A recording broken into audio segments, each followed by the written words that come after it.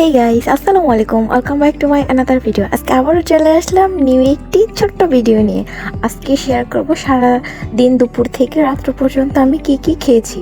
প্রথমেই আজকে দুপুরে রান্না হয়েছিল চিকেন বিরিয়ানি। আর চিকেন বিরিয়ানি তো আমার মোস্ট ফেভারিট, যারা যারা আমার ভিডিও দেখো তারা অবভিয়াসলি জানো। আর আমি সবগুলো প্লেট ডেকোরেশন করছিলাম, হয়ে গেছে কমপ্লিট। আর ছিল গরুর মাংস, ডিম। কেমন হয়েছে বলো বলো। আর ছিল সালাদ। আর বেশিরভাগ খাবার আগে আমি একটা কাজ করি, এই যে এটা তোমরা জানোই ভালোভাবে যারা যারা আমার ভিডিও দেখো। এখন খাওয়ার পালা, টেস্ট করার পালা। কেমন হয়েছে? মাশাআল্লাহ, অনেক অনেক ভালো হয়েছে। আর খাবার সময় আমার যেন কি ফিল হচ্ছিল, যেমন আমি বিয়ে বাড়িতে খাচ্ছিলাম। এত গরম ছিল, কারেন্ট ছিল না, জাস্ট আমি শেষ ঘেমে, তাই একটু কুক খেয়ে নিলাম ঠান্ডা হওয়ার জন্য। এখন চলে আসি রাত্রের মেনুতে।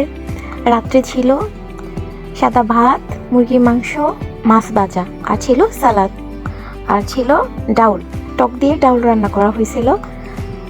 এই তো রাত্রের খাবার। রাত্রের খাবারটাও কিন্তু ভীষণ টেস্টি হয়েছে।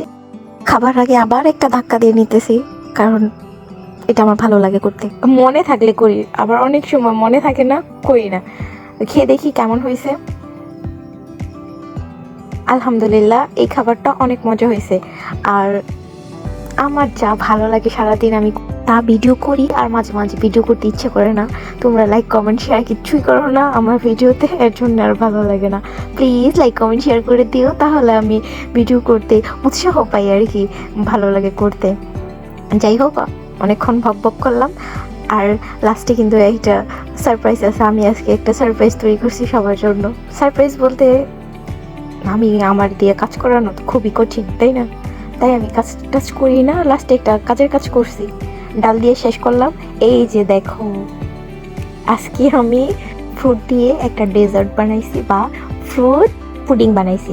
আর এটা খেতে যে এত ভালো হয়েছে, ফুল রেসিপিটা আইডিতে দেওয়া আছে, দেখে নিবে।